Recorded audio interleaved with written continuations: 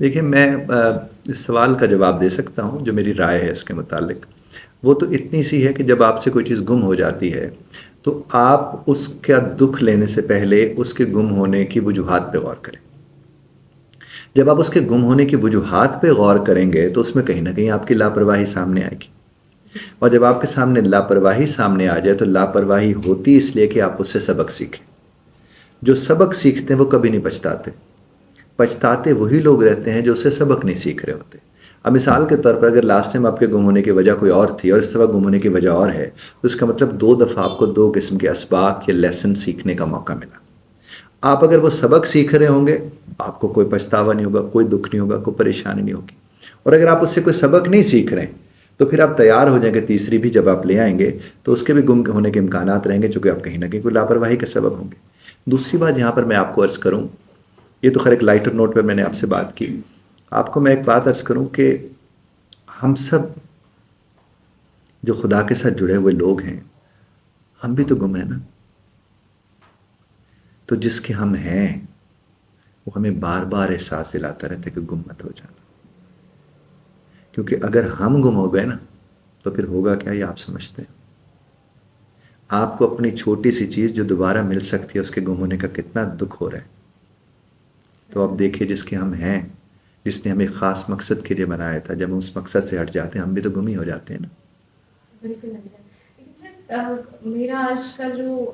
Experience تھا یہ ہے کہ ایک ہی چیز کیوں یا وہی چیز کیوں جو مجھے بہت پسند ہے، اس بات پہ میرا فوکس اس کے اوپر اور بھی زیادہ غور کریں تو ہم بھی تو بہت پسند ہیں انہیں جن کے ہم ہیں۔ آپ ایک لمحے کو اس پہ غور کر کے دیکھیں، آپ کو بہت اچھے سے اندازہ ہوگا۔ دوسری بات، اگر کوئی چیز آپ سے گم ہو رہی ہے اور وہ آپ کے پسندیدہ ہے تو یہ بھی تو آپ کے لیے ایک لیسن ہے نا، کہ پسندیدہ چیز کے گم ہونے سے کتنا نقصان ہوتا ہے، کتنا دل خراب ہوتا ہے۔ اگر آج آپ کا ہو رہا ہے تو آپ سے جڑے کئی ایسے لوگ ہوں گے، ان پہ کیا بیتتی ہوگی اللہ ہو سکتا ہے آپ کو اس کا احساس دلانا چاہتے ہیں کہ ان کا جو کچھ گم ہوا ہے وہ بھی اسی تکلیف سے گزر رہے ہوں گے۔ میری یہ رائے ہے، اختلاف کرنے کا تو آپ حق رکھتے ہیں، لیکن ایک چیز آپ ہمیشہ ذہن میں رکھیے کہ جو وجوہات پہ غور کرنے والے لوگ ہوتے ہیں نا رم جی، ہمیشہ دیکھے گا کہ وہ لوگ اتنے دکھی نہیں ہوتے چونکہ وہ وجہ ڈھونڈ لیتے ہیں۔ آپ وجہ کو نہیں دیکھ رہے، آپ نتیجے کو صرف دیکھ رہے ہیں، تو جب تک آپ وجہ دیکھنا شروع نہیں کریں گے، وہ نتیجہ سر پہ سوار رکھیں گے، تب تک آپ تکلیف میں رہیں گے۔ اب جب آپ نئی والی خریدیں تو آپ یہ دیکھیں کہ چیزیں گم ہوتی ہیں، بہت سو کی ہوتی ہیں، میں اکیلی تھوڑی جس کی ایک چیز، لوگوں کے گھر گم ہو جاتے ہیں، ابھی سیلاب چل رہے پتہ نہیں کیا کیا کچھ لوگوں کا گم ہو گیا ہے، تو پھر اس سے کہیں زیادہ تو یہ نہیں ہے۔ اور اکثر ہم لوگ تو بچپن سے ایک چیز سنتے آئے ہیں، جب آپ کی کوئی چیز کھو جائے، گم ہو جائے تو اکثر اس کے لیے کہا جاتا ہے کہ یہ آپ کے لیے اس میں کوئی خیر کا پہلو ہوگا، اور جب کہا جائے کوئی خیر کا پہلو ہوگا تو یقین کر لینا چاہیے۔ اب خیر کا پہلو ڈھونڈنا نہیں شروع کر دینا چاہیے کہ کون سے والی خیر ہوگی اس میں۔ آپ کو اس میں خیر کا پہلو نظر آ رہا ہے یہی کہ اس میں کوئی خیر ہوگی، پہلی خیر تو یہ کہ لاپرواہی کا سبق آپ کو مل گیا، خیر ہی ہے نا، کچھ سیکھنے کو ملا۔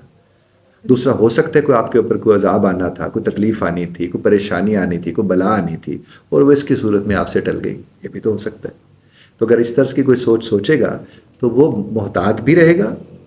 اور تکلیف میں بھی نہیں ہوگا۔ اور اگر اس کے باوجود بھی اگر آپ تکلیف میں ہیں تو میں آپ سے عرض کروں گا کہ آپ وجوہات کو لکھنا شروع کریں۔ جب کبھی ماضی میں آپ سے کوئی چیز گم ہوئی تھی اس کی وجوہات کو لکھیں، اور اگر آپ کو لگے کہ اس کا پیٹرن سیم رہا ہے کہ ہر دفعہ میرے گم ہونے کی وجوہات یہ تقریباً ایک جیسی ہوتی ہیں، تو اس کا مطلب چیز سے زیادہ آپ کو خود پہ کام کرنے کی ضرورت ہے۔